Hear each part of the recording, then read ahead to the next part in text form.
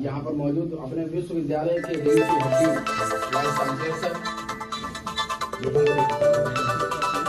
ये पहले से था।